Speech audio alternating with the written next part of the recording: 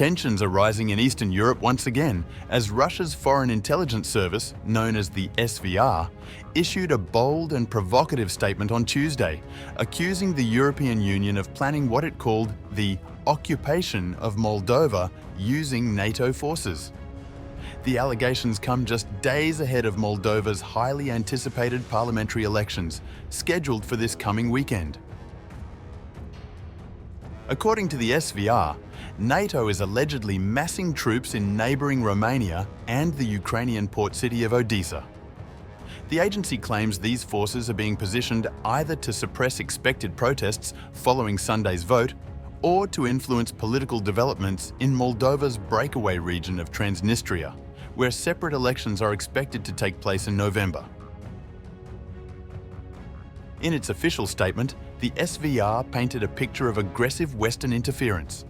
It said, quote, "Euro bureaucrats in Brussels are determined to keep Moldova in line with their Russophobic policies.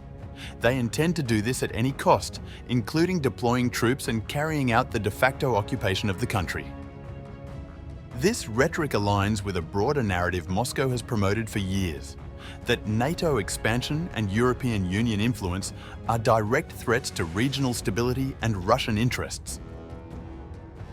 The SVR's claims follow a wave of domestic unrest in Moldova itself. Just one day prior to the Russian statement, Moldovan authorities launched extensive police raids across the country, leading to the arrest of 74 individuals. Officials in Chisinau say the arrests are part of a large-scale criminal investigation into Russian-backed efforts to incite unrest and potentially destabilize the electoral process.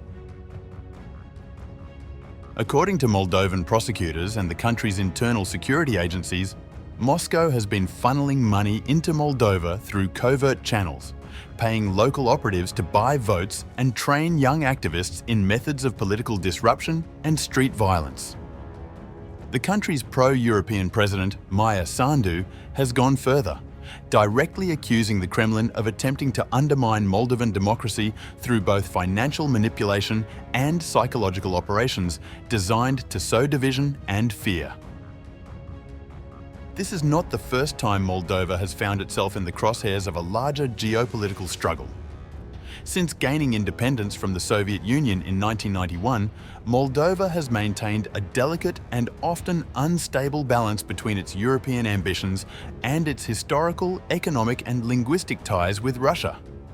The frozen conflict in Transnistria, a pro-Russian breakaway region on Moldova's eastern border, remains unresolved and is a constant point of vulnerability for the Moldovan state. The Moldovan government, for its part, has dismissed the SVR's statement as disinformation and psychological warfare.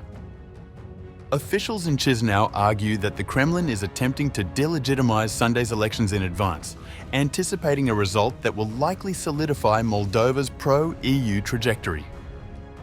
They view the SVR's statement not as a genuine warning, but as an intimidation tactic and an effort to lay the groundwork for unrest if the vote does not go Russia's way.